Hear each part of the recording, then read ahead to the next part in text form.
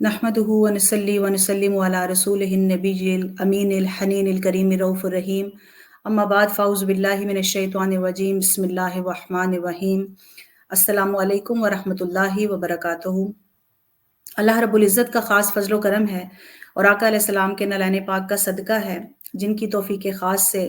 अल्लाह रब्बुल इज़्ज़त ने हमें ये मौका फ़राहम किया और हमें ये तौफ़ीक बख्शी कि आज हम ऑनलाइन कुरानिक जर्नी के थ्रू अल्लाह और उसके रसूल सल्लल्लाहु अलैहि वसल्लम के अहकामात को जानने, समझने, उस पर अमल पैरा होने की कोशिश के लिए यहाँ इकट्ठे हैं। और मैं मुबारकबाद देना चाहूँगी और शुक्रिया अदा करना चाहूँगी Minhajul Quran women league Europe का, जिन्होंने इस अज़ीमुश्शान ऑनलाइन कुरानिक जर्नी का एहतमाम किया और हमारा ताल्लुक़ कुरान मजीद से इस्तवार करने के लिए और हमारा ताल्लुक़ अल्लाह के कलाम के साथ जोड़ने के लिए ये एक सिलसिला बनाया। आज इंशाअल्लाह जिस पारे का हम खुलासा करेंगे, तफसीर और अहकामात देखेंगे, अल्लाह रब्बुल इज़्ज़त हमसे क्या चाहता है और हमारे लिए इसमें से क्या सबक है,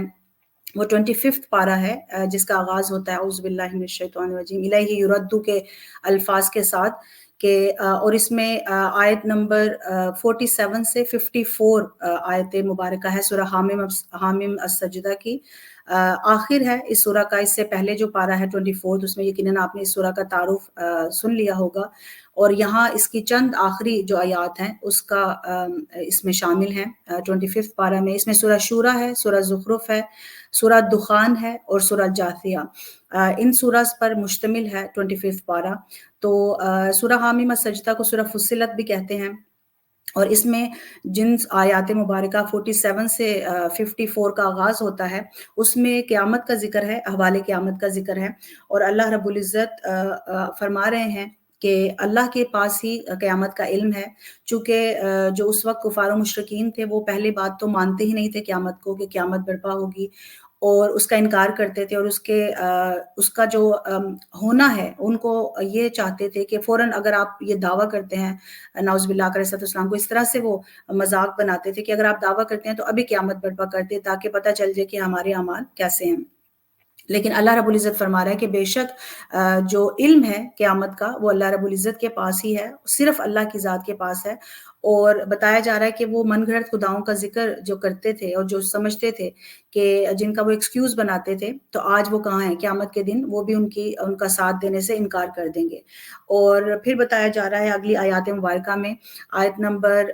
50, 49, 50 और 51 ऑनवर्ड्स जो हैं वो इंसानी फ़ितरत का एक तज़किरा किया जा रहा है कि इंसान, अल्लाह रब्बुल इज़्ज़त फरमाता है कि जब इंसान पर कोई मुसीबत आती है तो वो बहुत मायूस हो जाता है और जब उस पर इस तरह की तकलीफ़ आती है तो बहुत लंबी-चौड़ी दुआएँ करना शुरू हो जाता है और अल्लाह रब्बुल इज़्ज़त को दुआ करता है, उससे माँगता है कि मेरी परेशानी ये दूर हो। और जब अल्लाह ताला इनाम फरमाता है अपनी रहमत से, तो फिर वो अनफॉर्चुनेटली उसका जो क्रेडिट है वो खुद ले लेता है। वो ये समझता है कि ये मेरी काबिलियत, मेरी मेहनत की वज़ह से हुआ है, तो जिसका इनकार किया जा रहा है। जैसे अल्लाह रब्बुल इज़्ज़त ने सूरह ज़ुमर में भी फरमाया कि एक तो अल्लाह की रहमत से मायूस नहीं होना, मना किया गया है मोमिनीन के लिए, ख़ुसूसन कि वो अल्लाह की रहमत से कभी भी मायूस ना हो। जितना भी अपनी जानों पर वो ज़ुल्म कर बैठें, इसराफ़ कर बैठें, लेकिन अगर वो सही माना में अल्लाह की तरफ रुजू करेंगे, अल्लाह रब्बुल इज़्ज़त की बारगाह में दोबारा हाज़िर होंगे, तौबा करेंगे, तो बेशक अल्लाह रब्बुल इज़्ज़त जो है वो उनकी दुआओं को कबूल फ़रमाएगा। और ये जब भी अल्लाह पाक आप पर इनाम करता है, तो अल्लाह का शुक्र बजा लाना चाहिए, ना कि उसका जो क्रेडिट है वो अपनी काबिलियत और अपनी ज़हानत को दें, जैसा कि उस वक़्त के जो कुफ़ार और मुशरिकीन थे उनका वतीरा था। और आजकल के दौर में भी हमें ऐसे लोग नज़र आते हैं कि आप देखेंगे कि जो अक्सर इस चीज़ को जब भी कोई उनको कामयाबी मिलती है, कोई भी ऐसी चीज़ होती है तो उसका क्रेडिट वो खुद दे देते हैं कि ये हमने अपनी मेहनत से किया, अपना वक़्त लगा के, अपना पैसा लगा कर किया। जबकि दर हकीकत अगर वो देखें तो ये सही माना में तो अल्लाह रब्बुल इज़्ज़त की ही जान भी अल्लाह की दी हुई है, जो अल्लाह ने आपको सेहत दी है, जो काबिलियत दी है, वही अल्लाह की तरफ से है। जो माल और दौलत है, जो रिज़्क है, वो भी अल्लाह की तरफ से ही आपको अता किया गया है। और उसके बाद आया 53 में अल्लाह ताला की जो कुदरत की निशानियाँ हैं, जो हमारे अंदर मौजूद हैं, अल्लाह ताला जो है वो उसका हुक्म फरमा रहे हैं कि वो देखें कि अल्लाह ताला ने हमारे अंदर क्या-क्या جو چیزیں ہیں وہ عطا کی گئی ہیں، اگر ہم اس کا جائزہ لیتے ہیں تو ہمیں پتہ چلتا ہے ہم اللہ رب العزت کا اور زیادہ شکر ادا کرتے ہیں۔ یہ آیہ مبارکہ بہت خوبصورت ہے کہ اللہ پاک فرماتے ہیں کہ عنقریب ہم دکھا دیں گے ان کے آفاق میں بھی، یعنی پوری عالم کائنات میں بھی، اور ان کے فی انفسہم، اور ان کی اپنی جانوں میں بھی یہ نشانیاں دکھائیں گے۔ تو در حقیقت اگر آپ دیکھیں غور کریں کہ کس طرح سے ہمارا پورا سسٹم جو چلتا ہے، جو ہم بول رہے ہیں، جو ہم سنتے ہیں، جو ہم دیکھتے ہیں، اللہ تعالیٰ نے پورا ایک نظام جسمانی اور ہمارے اعضاء کا ایک بنایا ہوا ہے کہ کوئی بھی اگر ادھر سے ادھر ہو جائے تو وہ ہماری جو ہے وہ موت واقع ہو سکتی ہے۔ اگر آپ شیخ الاسلام ڈاکٹر محمد طاہر القادری مدظ اللہ العالی، آپ ان کے لیکچرز اگر اعتکاف کے سن رہے ہوں، جس میں اللہ کی وحدانیت، اللہ کو ماننا، اور مذہب اور دین جو ہے، اسپیشلی دین کیوں ضروری ہے اپنانا، اگر آپ وہ سن رہے ہوں تو آپ کو اندازہ ہوگا ان چیزوں پر وہ اس وقت جو ہے وہ ڈسکشن کر رہے ہیں۔ اور اس آیہ مبارکہ سے بھی ہمیں غور و فکر کرنے کی تلقین کی جا رہی ہے، جیسے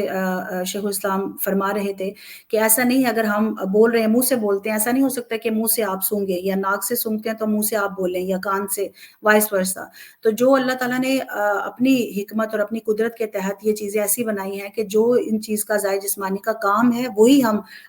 سر انجام ہم دیتے ہیں۔ تو اس لیے شکر ادا کرنا چاہیے، کیونکہ جتنا اللہ کا شکر ادا کریں گے اللہ تعالیٰ مزید ہمیں عطا فرمائے گا۔ اور جیسے آقا علیہ الصلوۃ والسلام کی نصیحت ہے اور حکم ہے کہ ہمیں اپنے سے کمتر کو دیکھنا چاہیے، اور اس سے اور زیادہ آپ شکر ادا کرتے ہیں کہ آپ دیکھیں بہت لیس فارچونیٹ ہیں، اس وقت بھی مسلم امہ میں ایسے لوگ ہیں کہ جو ہم سے بہت لیس فارچونیٹ ہیں۔ ہمیں شکر ادا کرنا چاہیے، اللہ رب العزت نے ہمیں صحت دی ہے، امن دیا ہے، گھر دیا ہے، اولاد دی ہے، اور ہمیں اعضائے جسمانی دی ہیں۔ وہ دیکھیں وہ لوگ جو سن نہیں سکتے ہیں، ایسے لوگ جو چل نہیں سکتے، جو لوگ بات نہیں کر سکتے، اور جو بھی کمیاں اللہ تعالیٰ نے کسی حکمت کے تحت ہی ان کو عطا کی ہیں، ان کے لیے آخرت میں یقیناً بہت بڑا اجر ہے ان کے لیے اگر وہ اس پر صبر کریں۔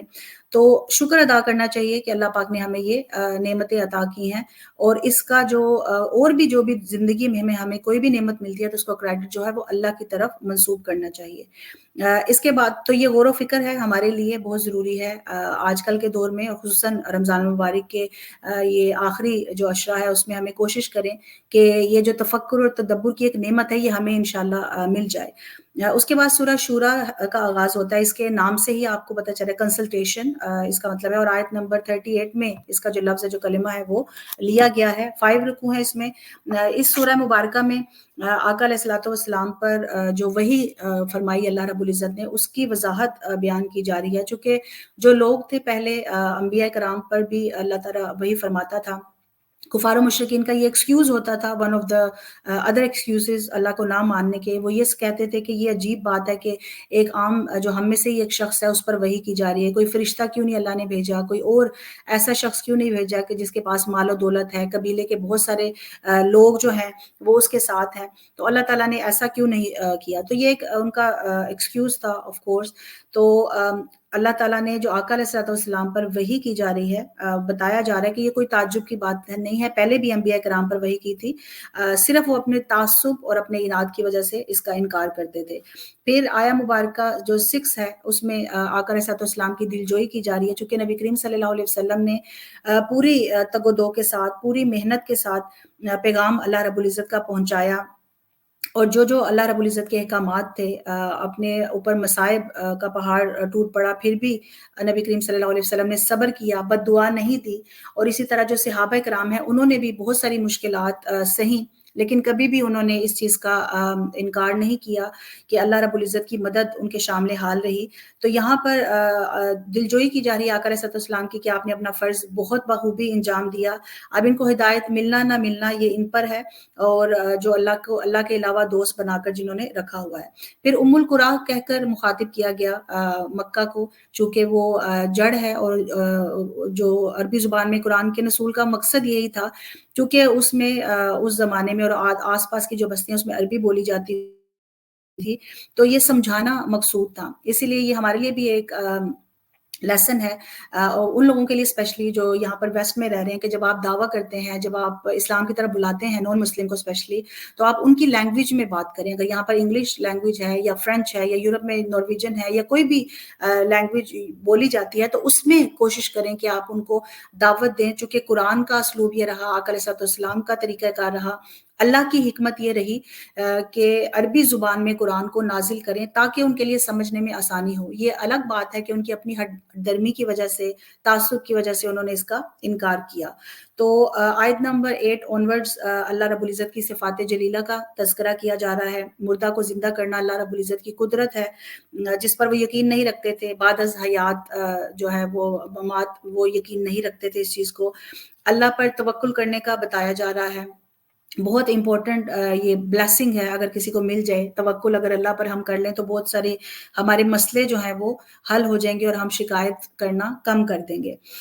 اس کے بعد اللہ رب العزت نے جو رزق ہے، اللہ جس کو چاہتا ہے زیادہ رزق عطا فرماتا ہے، جس کو چاہتا ہے کم دیتا ہے. یہ اللہ کے اختیار میں ہے. آیت نمبر 13 میں تمام انبیاء کا اقامت دین اور توحید کا حکم دیا جا رہا ہے. تفرقے سے منع کیا جا رہا ہے. آج امت مسلمہ میں بھی تفرقوں میں ہم بٹ گئے ہیں ڈیفرنٹ عقیدوں کی بنیاد پر یا مال کے زیادہ ہونے کے اعتبار سے. امت مسلمہ جو مسلم کنٹریز ہیں انفارچونیٹلی وہ تفرقے کا شکار ہے. اسی لیے جو دشمنان اسلام ہیں وہ ہم پر زیادہ حملہ کرتے ہیں، چونکہ ہم لوگوں میں اتحاد نہیں ہے. اب اتحاد امت منہاج القرآن انٹرنیشنل جو ہے اس کا ون آف دا پرپز ہے لوگوں میں، امت میں اتحاد پیدا کرنا. اسی لیے آپ دیکھیں گے کہ اس پلیٹ فارم پہ آپ کو ہر طرح کے طبقہ فکر، ہر طرح کے جو عقیدہ ہے اس کے لوگ جو ہیں وہ اکٹھے ملتے ہوئے نظر آئیں گے. کیونکہ انتشار ڈالنے والے، تفرقہ پھیلانے والے تو بہت سارے لوگ ہوتے ہیں، لیکن امت میں اتحاد پیدا کرنے والے بہت کم لوگ ہیں، اور اسی میں سے یہ خاصہ منہاج القرآن کو حاصل ہے. آیت 15 میں علامہ ابن کثیر فرماتے ہیں کہ اس آیت کریمہ میں 10 کلمات ہیں جو اپنی جو جامعیت ہے، جو افادیت ہے، اس کے لحاظ سے یہ ایک مستقل حکم کی حیثیت رکھتے ہیں. اور آیت الکرسی کے علاوہ یہ ایک آیت ہے جس میں اگر آپ ایک ایک جو جملہ ہے وہ علیحدہ بھی کر لیا جائے، کلمہ علیحدہ کر لیا جائے، تو اس میں اس کی اتنی ہی افادیت اور اس کی جامعیت آپ کو نظر آئے گی. اس میں سب سے پہلے آقا علیہ السلام کو فرمایا جا رہا ہے کہ دعوت دین کا جو کام ہے اس کا حکم دیا جا رہا ہے. استقامت کا فرمایا جا رہا ہے کہ استقامت اختیار فرمائے، لوگوں کی پیروی نہ کرنا، کیونکہ یہ لوگ کفار المشرکین تو چاہتے تھے کہ نبی کریم صلی اللہ علیہ وسلم ان کی طرف متوجہ ہو جائے اور ان کی باتوں میں آ جائیں. لیکن اللہ رب العزت نے اپنی وحی کے ذریعے، اپنے کرم کے ذریعے نبی کریم صلی اللہ علیہ وسلم کو بعثت سے پہلے بھی، بچپن سے لے کر آقا علیہ السلام کی اعلان نبوت تک اور اس کے بعد تک بھی اپنے نبی کریم صلی اللہ علیہ وسلم کو اس چیز سے محفوظ رکھا. جو حق کی تلقین کا فرمایا جا رہا ہے کہ صرف قرآن ہی نہیں، اس سے پہلے بھی جو کتابیں آئی ہیں اس کا بھی ایمان لانا، عدل و انصاف کا قیام، نیکی کا اجر، برے عمل کی سزا ملے گی، ایسا نہیں ہوگا. فرمایا جا رہا ہے کہ اگر کفار برے عمل کر رہے ہیں تو اس کی سزا مسلم جو ہے ان کو مل جائے گی اور وائس ورسا، ایسا نہیں ہوگا. حق جو ہے وہ واضح ہو گیا. قیامت کے دن جب سب جمع ہوں گے اور اللہ کی طرف لوٹ کر سب کو جانا ہے. تو ان 10 جو چیزیں ہیں اس کا ذکر کیا گیا ہے.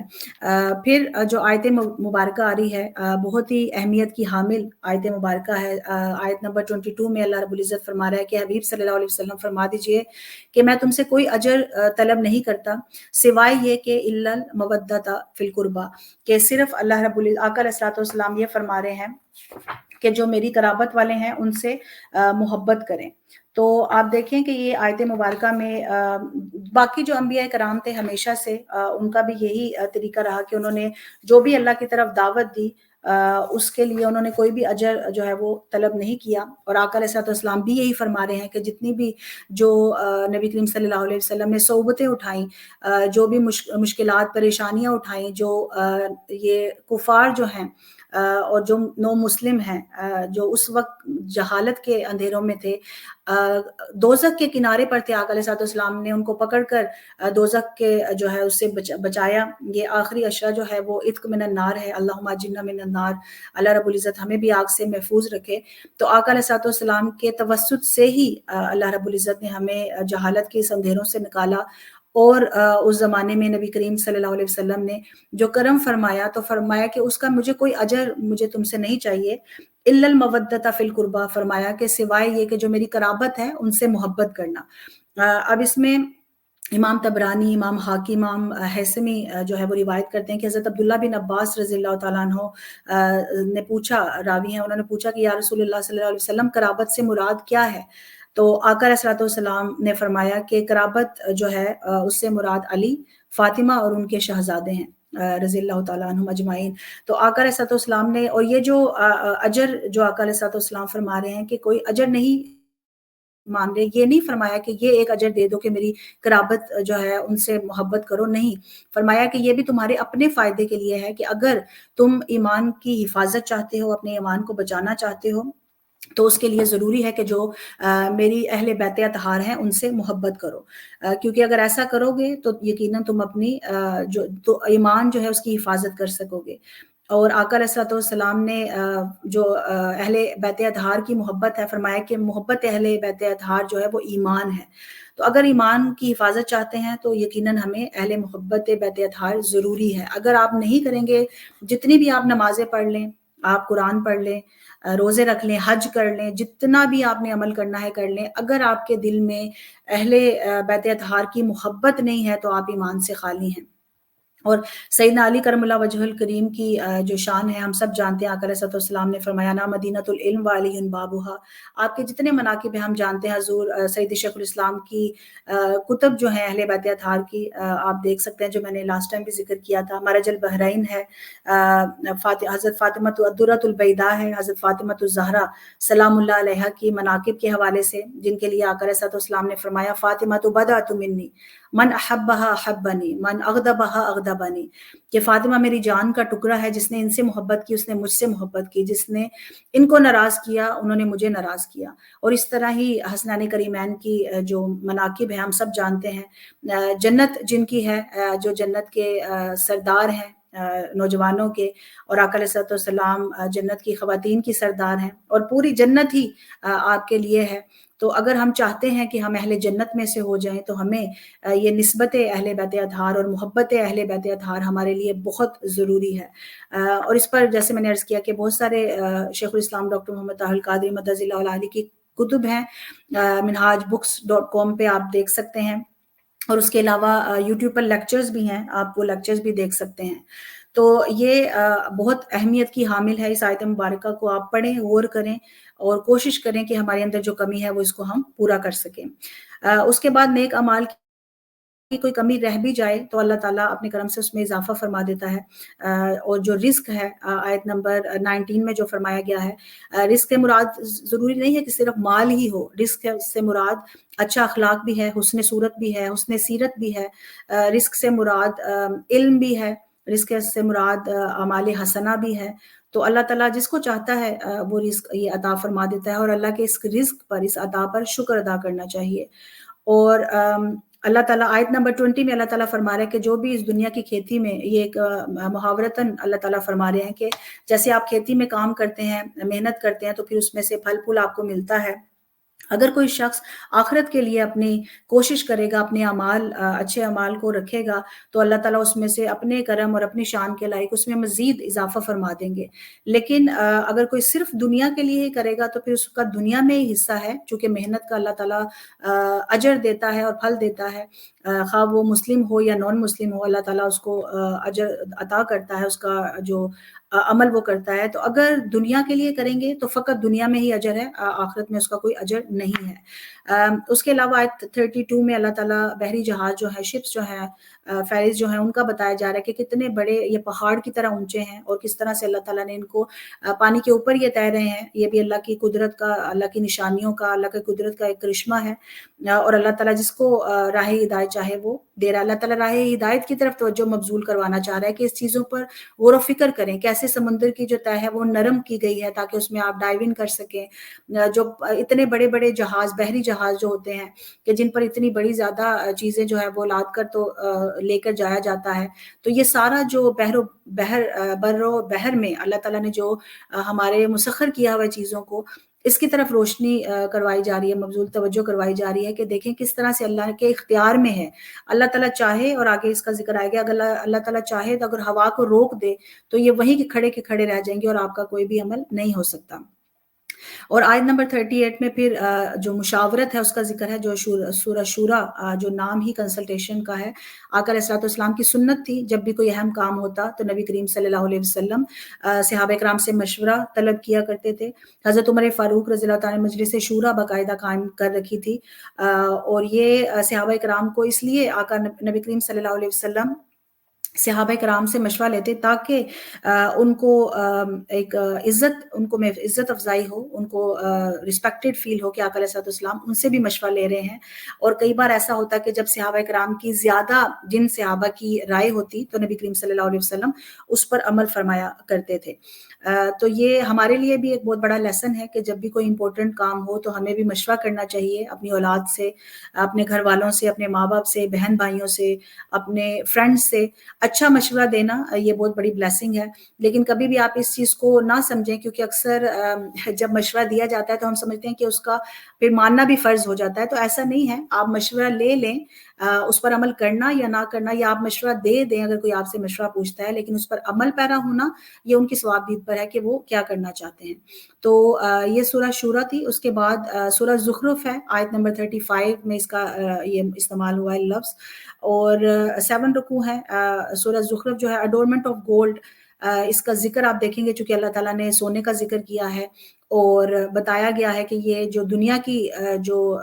یہ چکا چوند جو ہم دیکھتے ہیں، سونا ہو، مال و دولت ہے، یہ کچھ بھی، یہ یہاں ہی رہ جانی ہے۔ اچھی سنگت اور اچھی صحبت ہی ہمارے کام آئے گی۔ جو جنت ہے وہ ان چیزوں سے بھری ہوئی ہے،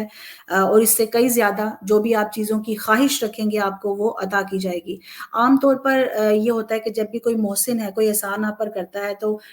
اگر وہ ناشکری کرے تو اس کا جو نعمت ہے اس کو روک لیا جاتا ہے، لیکن اللہ تعالیٰ اس سورہ کے آغاز میں ہی فرما رہے ہیں کہ اللہ تعالیٰ نے یہ انعام کیا ہے، اور کفار اور مشرکین اور وہ لوگ جو اللہ کو نہیں مانتے، اس کے باوجود اللہ تعالیٰ نے ان کو اپنی نعمت کو روکا نہیں، بلکہ جو انبیاء کرام ہیں ان کو بھیجنے کا سلسلہ جاری رکھا، یہاں تک کہ آقا علیہ الصلوۃ والسلام خاتم الرسل اور قرآن کریم کو، آخری کتاب کو ہدایت کے ساتھ بھیجا۔ تو اللہ تعالیٰ چاہتے تو ان کا نام و نشان مٹا دیا جاتا، لیکن اپنی رحمت کا سلسلہ جو ہے وہ جاری رہا۔ لیکن اگین کفار اور مشرکین کا بس تعصب تھا، اور وہ یہ سمجھتے تھے کہ جو اللہ نے کیوں عام سے ہم میں سے ہی شخص پر کیوں ایسا کیا کہ وہی نازل کی، ایسا کیوں نہیں کیا کہ جن کے پاس بہت مال و دولت تھی اور قبیلے کے بہت سارے لوگ اکثریت ان کے ساتھ شامل ہو، اس کو ہی نبی یا رسول کیوں مقرر نہیں کیا۔ تو یہ اللہ تعالیٰ نے فرمایا کہ اللہ جس کو چاہتا ہے یہ نعمت عطا فرماتا ہے۔ اور زخرف جو ہے وہ نقش و نگار سے آراستہ جو چیز ہو اس کو بھی کہتے ہیں، اور سونے کو بھی کہا جاتا ہے۔ پھر آیت نمبر 13 اور 14 میں سفر کی دعا ہے، جو ہم سفر پہ جاتے ہیں تو ہم دعا کرتے ہیں، سبحان الذی سخر لنا ھذا وما کنا لہ مقرنین وانا الی ربنا لمنقلبون۔ تو اللہ تعالیٰ بتا رہے ہیں، آداب سکھائے جا رہے ہیں۔ اگین اسلام چونکہ ایک کمپلیٹ کوڈ آف لائف ہے، تو ہر چیز کا ہمیں بتایا جاتا ہے کہ اگر آپ نے کھانا کھانا ہے تو آپ نے کیسے کھانا ہے، کون سی دعا پڑھنی ہے، جب آپ نے گھر سے باہر نکلنا ہے تو کیا دعا پڑھ کے نکلنا ہے، جب آپ نے سونا ہے تو آپ نے کون سی دعا پڑھنی ہے، جب آپ نے سفر پہ جانا ہے تو آپ نے اس وقت کون سی دعا پڑھنی ہے۔ تو اللہ تعالیٰ نے ہر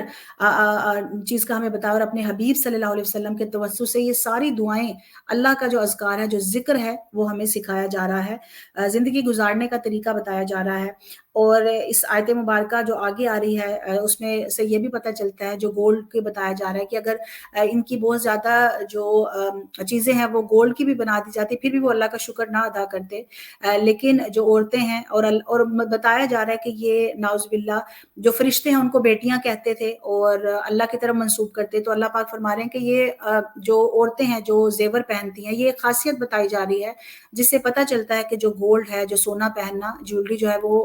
عورت جو ہے اس کے لیے حلال ہے، اور مرد جو ہے اس کے لیے حرام ہے۔ ریشم اور سونا جو ہے وہ مرد کے لیے حرام ہے۔ اور آیت نمبر 17 میں بتایا جا رہا ہے کہ جیسے اور جو بیٹیاں پیدا ہوتی ہیں زمانہ جہالت میں، ہم سب جانتے ہیں، تو اس وقت اس کو کتنا معیوب سمجھا جاتا تھا، اور کیسے جو ہے اللہ تعالیٰ فرما رہے ہیں کہ اس کا جو وہ بات ہے، جو اس کی نسبت ہے وہ اللہ کی طرف کر رہے ہیں۔ اور پھر آقا علیہ السلام فرما رہے ہیں سورہ زخرف میں کہ سورہ زخرف میں جو آیت مبارکہ ہے 36 بہت اہمیت کی حامل ہے۔ اللہ رب العزت فرما رہے ہیں کہ جو اللہ کے ذکر سے اندھا ہو جاتا ہے اس کے ساتھ ایک شیطان مقرر کر دیا جاتا ہے جو اس کو سرکشی کی طرف دھکیلتا ہے۔ اس آیت مبارکہ کا مطلب یہ ہے کہ وہ جو بھی اللہ کے ذکر سے غافل ہوتا ہے ایک باقاعدہ مستقل اس کے ساتھ شیطان مقرر کر دیا جاتا ہے اور وہ پھر انہی کاموں میں ہی مشغول رہتا ہے۔ تو ہمیں بہت ہمارے لیے ضرورت اس عمل کی ہے کہ ہم دیکھیں کہ ہم دنیا کے معاملات میں اس قدر غرق نہ ہو جائیں کہ ہم بس اسی چیز میں لگے رہیں اور اللہ کے ذکر سے غافل ہو جائیں، دنیا کی مال و دولت اور دنیا کے لیے نہ رہیں، بلکہ اگین جو بھی آپ کام کرتے ہیں اگر آپ اس سے پہلے مسنون دعائیں پڑھ لیں، کوئی بھی اچھی نیت کر لیں تو وہی آپ کا عمل جو ہے دنیا کا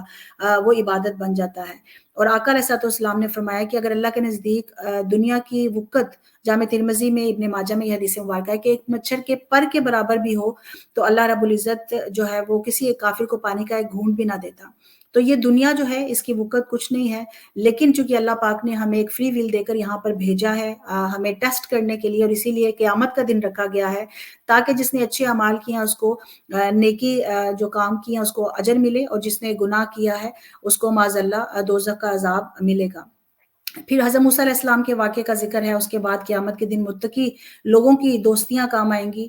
یہ اگین ہمارے لیے بہت امپورٹنٹ بات ہے۔ آیت نمبر 67 اور 68 میں بتایا گیا ہے کہ قیامت کے دن وہی جو متقی لوگ ہیں ان کی دوستیاں کام آئیں گی، وہ نہ غمزدہ ہوں گے، نہ غمگین ہوں گے، نہ خوفزدہ ہوں گے۔ اور اللہ تعالیٰ فرمائے گا، امام مسلم کی روایت آقا علیہ السلام نے فرمایا کہ دو بندے اگر ایک مشرق ایک مغرب میں بھی رہتا ہے، اللہ کے لیے اگر وہ دوستی کرتا ہے، محبت کرتا ہے، قیامت کے دن اللہ تعالیٰ فرمائے گا میرے وہ کہاں ہیں بندے، آج ان کو اکٹھا کر دیا جائے۔ اور حضرت ابو ہریرہ رضی اللہ تعالیٰ عنہ سے روایت ہے کہ اللہ پاک فرمائے گا کہ کہاں ہے وہ دو لوگ اللہ کی خاطر محبت کرنے والے جن کو آج میں اپنے سائے کے نیچے جگہ دوں جبکہ آج میرے سائے کے علاوہ کوئی سایہ نہیں ہے۔ تو آقا علیہ السلام نے فرمایا المرء مع من احبہ، تو جو شخص جس سے محبت کرتا ہے قیامت کے دن وہ اس کے ساتھ ہوگا۔ جیسے صحابہ نے فرمایا کہ ہمیں اس سے زیادہ کبھی بھی زیادہ خوشی نہیں ہوئی آقا علیہ السلام کے فرمان سے، کیونکہ وہ جانتے تھے کہ ان کی میت، وہ چاہتے تھے جنت میں بھی ہمیں آقا علیہ السلام کی سنگت اور میت ہمیں ملے۔ تو اس صورت میں اختتام اللہ رب العزت قسم فرما کر رہا ہے۔ آقا علیہ السلام کا جو قول مبارک ہے اتنا پسند آیا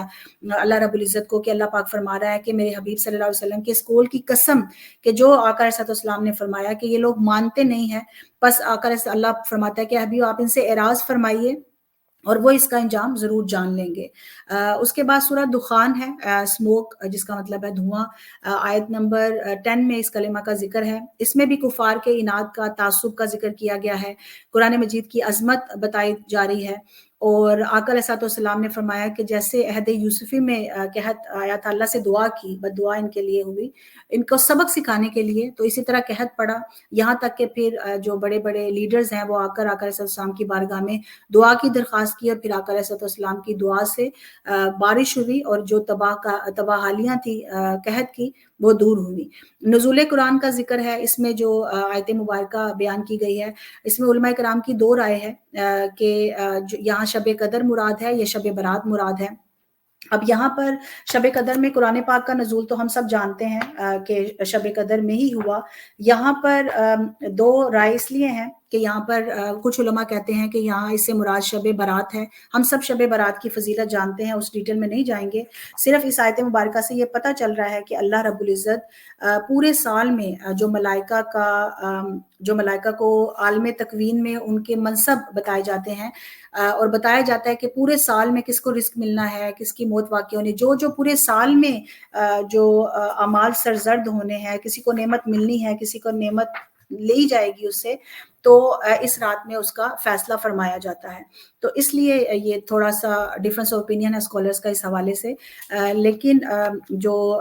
قرآن مجید کے نزول کا وہ ہم سورہ قدر میں چونکہ جانتے ہیں اور ہمیں علم ہے کہ وہ قرآن مجید سورہ قدر میں ہی نازل ہوا۔ پھر اللہ رب العزت نے دھوئیں کا ذکر کیا آیت نمبر 10 میں کہ قرب قیامت میں یہ ظاہر ہوگا۔ پھر قوم طبہ جو ہے وہ اس کا ذکر ہے، یہ بہت تفصیل سے شیخ الاسلام ڈاکٹر محمد طاہر القادری آپ نے اس کا واقعے کا ذکر کیا، وہ اگر آپ لیکچر سنیں تو آپ کو اس کا مزید تفصیل مل جائے گی۔ مختصراً بتانا چاہوں گی، اللہ پاک نے مثال دی ہے کہ یہ وہ لوگ تھے کہ جن کے پاس یہ یمن اور حضر موت میں کے پاس کے جو علاقے تھے، آبپاشی کا بہت اچھا نظام تھا ان کے پاس، لیکن انہوں نے اللہ کی نافرمانی کی تو اللہ پاک نے ان کا نام و نشان مٹا دیا، سوائے ایک اس میں سے یہ لقب ہوا کرتا تھا جیسے کسریٰ اور کیسر جو ہے وہ ہوتا ہے، یا ایران کے جو تھے ان کا لقب تھا، جو لیڈرز تھے، اسی طرح یہ ان کا لقب تھا۔ تو ایک اس میں سے ایسا تھا کہ جس نے اسلام قبول کیا، اور آقا علیہ السلام وہ خلاف کعبہ بھی اس نے چڑھایا قیمتی، جب وہ جا رہا تھا مدینہ منورہ سے گزرا، اور اس کو آقا علیہ السلام، ان کے علماء نے علم بتایا آقا علیہ السلام کے بارے میں، اس نے ایمان لائے، اور ایک خط لکھا جس کو علماء کے ہوتے ہوتے ایک عالم جو ہیں حضرت ابو ایوب انصاری رضی اللہ تعالیٰ عنہ جن کی اولاد میں سے تھے، ان کو وہ خط ملا۔ جب آقا علیہ السلام ہجرت فرما کر گئے تو وہ خط جو ہے حضرت ابو ایوب انصاری رضی اللہ تعالیٰ نے دیا، اور حضرت علی کرم اللہ وجہ الکریم نے پڑھا، جس میں اس نے ایمان لانے کا تذکرہ ذکر کیا تھا، اور دعا کی تھی آقا علیہ السلام کی شفاعت کے لیے جو قبول کی گئی۔ اس کے بعد زقوم کا درخت جو ہے، زقوم کا فرمایا گیا کہ یہ گناہ گاروں کی جو ہے وہ سزا ہے، دوزخ کا ایک درخت ہے، اللہ تعالیٰ ہمیں دوزخ کے عذاب سے بچائے، اللہم اجرنا من النار۔ تو حدیث مبارکہ میں ہے، حضرت ابو سعید خدری رضی اللہ تعالیٰ عنہ جو ہے وہ راوی ہیں کہ اہل جنت سے کہا جائے گا کہ یہاں پر جنتیوں کے پھر جنت میں جانے کا ذکر ہے کہ کہا جائے گا کہ یہاں پر تم رہو گے تو ہمیشہ تندرست رہو گے، بیمار نہیں ہوگے، زندہ رہو گے، مرو گے نہیں، خوشحال رہو گے، خستہ حال نہیں ہوگے، اور ہمیشہ جوان رہو گے، بوڑھے نہیں ہوگے۔ تو یہ اللہ تعالیٰ نے جہاں جہاں دوزخیوں کا ذکر ہے وہاں بھی ساتھ جنتی جو ہیں ان کا بھی تذکرہ کیا جاتا ہے۔ اس کے بعد آخری جو سورہ ہے وہ سورہ الجاثیہ ہے، یہ آیت نمبر 28 میں ذکر ہے، 4 رکوع ہیں۔ اس میں بھی جو عقیدہ توحید ہے وہ بہت مشکل لگتا تھا کفار و مشرکین کو ماننا، ان کی اپنی ہٹ درمی کی وجہ سے، تو اللہ رب العزت بنی اسرائیل کے ذریعے ان کو ان کی مثالیں دے کر بتایا جا رہا ہے کہ شاید اس سے وہ نصیحت حاصل کر دیں۔ یہاں پر قرآن کا اللہ کی طرف سے ہونے کا ذکر ہے، آیت نمبر 5 میں رات اور دن کے بدلنے کا ذکر ہے، اگین تفکر اور تدبر کا بتایا جا رہا ہے کہ ہم دیکھیں کیسے اللہ تعالیٰ رات بناتا ہے، پھر دن آتا ہے۔ اگر رات ہی رہے یا اگر دن ہی رہے تو آپ اندازہ کر سکتے ہیں کہ انسان کی جو زندگی ہے وہ اس میں کیسا جمود طاری ہو جائے گا۔ تو یہ ہمارے لیے اللہ تعالیٰ تفکر کرنے کا بتا رہا ہے تاکہ اللہ کی جو وحدانیت ہے اس پر انسان یقین رکھ سکے۔ کس طرح سے یہ کفار کو دلیل دی جا رہی ہے اور بتایا جا رہا ہے، جیسے وہ آیات سن کر مذاق اڑاتے تھے، تو لیکن اللہ پاک نے فرمایا کہ ان کے لیے رسوا کن جو ہے وہ عذاب ہے۔ پھر اگین سمندر جو ہے اور اس کے فوائد کا تذکرہ کیا جا رہا ہے، رزق حلال کے جو متلاشی لوگ ہیں ان کی حوصلہ افزائی کی جا رہی ہے کہ جو حلال رزق کے لیے تلاش کرتے ہیں، اللہ کے ہاں ان کی بہت قدر و قیمت ہے۔ اس کے بعد بنی اسرائیل کا بتایا جا رہا ہے کہ وہ مختلف فرقوں میں اگین اتحاد امت کی ضرورت ہے، کہ اس وقت بھی وہ چونکہ اپنے مال اور دولت اور اپنے فخر اور غرور اور تکبر کی وجہ سے وہ فرقوں میں بٹ گئے تھے، اگر آج ہم نے اس چیز کو روکا نہیں اور اتحاد امت نہ ہوا تو پھر نعوذ باللہ ہمارا بھی یہ حال ہوگا۔ یا آقا علیہ السلام کی شان ہے، ان کا کرم ہے کہ عذاب نازل نہیں ہوتا، لیکن جو آج امت مسلمہ کی حالت ہے وہ ہمارے سامنے ہی ہے۔ تو اس لیے ضروری ہے کہ ہم اپنے آپ کو آج کے دور میں ایک ایسی جماعت، ایک ایسی تحریک جن کا جو الحمدللہ تعالیٰ منہاج القرآن سے ہمارا تعلق ہے اس کے ساتھ جڑیں، جو آپ کو قرآن کے ساتھ جوڑتی ہے، جو آقا علیہ السلام کے سنتوں کے ساتھ جوڑتی ہے، جو دین کی طرف آنے کا بتایا جاتا ہے، اور جہاں اتحاد امت کی بات ہوتی ہے۔ تو جب ہم اس کا حصہ بنیں گے انشاءاللہ تو اللہ تعالیٰ ہمیں بھی یہ صحبت اور سنگت عطا کرے گا، اس کے صدقے سے ہمیں جنت نصیب ہوگی، جیسا کہ اللہ پاک نے قرآن مجید کی آیات مبارکہ میں بتایا کہ جو اچھی اور نیک سنگت ہے وہ ہوگی تو وہ قیامت والے دن بھی آپ کے کام آئے گی، آپ ان کے ساتھ جائیں گے۔ اور جیسے ذکر کیا تھا کہ جو جنتی ہیں ان کو کہا جائے گا کہ اپنی بیویوں کے ساتھ جنت میں داخل ہو جاؤ اور خوشی خوشی داخل ہو، اور ان لوگوں کو بھی کہ جو ان کے ساتھی اور اچھے سنگت میں تھے۔ تو کوشش کریں جو اپنی فرینڈشپ ہے، جو اپنی دوستی ہے، ایسی بنائیں کہ جو ہمیں جنت میں لے کر جا سکے انشاءاللہ، نہ کہ ہمیں جو ہے وہ دوزخ کا راستہ ان کی وجہ سے ہم دوزخ میں چلے جائیں معاذ اللہ۔ اس کے بعد شریعت کا معنی بتایا گیا ہے کہ شریعت سے مراد وہ عقائد، وہ عبادات اور معاملات ہیں کہ جو اللہ نے اپنے بندوں کے لیے مقرر کیے ہیں، جن کی پابندی سے وہ اللہ کے شکر گزار بندے بن جاتے ہیں، اور ان کا وجود نہ صرف ان کے لیے بلکہ پورے معاشرے کے لیے پھر امن کا باعث بنتا ہے۔ اس کے بعد اللہ رب العزت نے آقا علیہ الصلوۃ والسلام کے صدقے سے یہ شریعت ہم تک پہنچائی، اور ہم کوشش کریں کہ اس پر عمل پیرا ہوں۔ آخری آیت مبارکہ میں اللہ تعالیٰ فرما رہا ہے کہ ان سے کہا جائے گا، یہ بہت ہی ورنگ یہ آیت مبارکہ ہے کہ جب آپ اس کو پڑھتے ہیں تو کوشش کریں اگین اس پر سوچیں اور دعا کریں کہ بے شک یہ ان لوگوں کے لیے تھی، لیکن ہم ایسے نافرمان لوگوں میں سے نہ ہو جائیں جن کو اللہ تعالیٰ فرمائے گا کہ جس طرح تم ہمیں دنیا میں بھول گئے تھے، آج ہم ان کو فراموش کریں۔ اللہ پاک فرمائے گا جیسے تم نے مجھے دنیا میں یاد نہیں کیا، تو اللہ تعالیٰ بھی اس سے مراد یہ ہے کہ اللہ تعالیٰ اپنی رحمت ان سے دور فرما لے گا۔ تو ایسا نہ ہو کہ ہمارا شمار معاذ اللہ ان لوگوں میں ہو۔ اور آخر میں آیت مبارکہ میں بتایا جا رہا ہے، اختتام ہو رہا ہے اللہ کی تعریف سے کہ تمام تعریفیں اللہ کے لیے ہیں جو دو جہانوں کا مالک ہے، اور اس کے لیے ہی بڑائی ہے اور وہ حکمت والا ہے۔ تو اللہ رب العزت سے دعا کرتے ہیں کہ اللہ تعالیٰ ہمیں اہل جنت میں سے اور ایسے لوگوں میں ہمارا شمار اللہ رب العزت فرمائے کہ جو اچھی سنگت اور اچھی صحبت اور اللہ کے جو اولیاء ہیں، جو اللہ کے صدیقین ہیں، جو شہداء ہیں، جو صالحین ہیں، اللہ تعالیٰ ان میں ہماری جو رفاقت ہے، جو سنگت ہے، ان کے ساتھ ہو، تاکہ نہ صرف دنیا میں ہمارے احوال سنوریں بلکہ قیامت والے دن بھی ہم اچھے اور نیک لوگوں کے ساتھ ہوں، ہمارا خاتمہ جو ہے وہ بالایمان ہو، اہل بیت اطہار کے ساتھ ہم ان کے غلاموں میں ہمارا شمار ہو انشاءاللہ تعالی۔ اور اللہ پاک سے دعا کرتے ہیں کہ جو بھی کچھ ہم نے پڑھا، جو سیکھا قرآن کی یہ آیات، ان پر تفکر کیا، اللہ پاک ہمیں صحیح معنی میں ان پر عمل پیرا ہونے کی توفیق عطا فرمائے۔ اور میں آخر میں ایک بار پھر منہاج القرآن ویمن لیگ یورپ کا شکریہ ادا کرنا چاہوں گی، جنہوں نے یہ پلیٹ فارم ہمیں دیا اور موقع فراہم کیا کہ ہم اللہ کے احکامات کو اور آقا علیہ الصلوۃ والسلام کی جو محبت ہے اور آقا علیہ الصلوۃ والسلام کی اور اللہ کی جو اطاعت ہے اس پر عمل پیرا ہونے کے لیے ہم کچھ سیکھ سکیں، اور رمضان مبارک کے اس آخری عشرے میں ہم ایسے ہو جائیں کہ ہم اللہ کی رحمت، اللہ کی مغفرت اور عتق من النار کے ہم اس اہل ہو جائیں کہ اللہ تعالیٰ ہمیں ان تمام چیزوں اور اپنی رحمت میں ہمارا شمار کرے، ہم اللہ کی رحمت میں شامل ہو جائیں۔ تو جو بھی کچھ کہا اللہ اور اس کے حبیب صلی اللہ علیہ وسلم حضور سیدی شیخ الاسلام کی تعلیمات کا نتیجہ تھا۔ اگر کوئی کمی کجی رہ گئی ہو، یقیناً رہ گئی ہوگی، میں اللہ کی بارگاہ میں معافی کی طلبگار ہوں، آپ سے بھی معافی چاہتی ہوں، اور دعا کی طلبگار ہوں کہ جو بھی کچھ ہم نے ان پاروں میں سیکھا، اللہ رب العزت ہمیں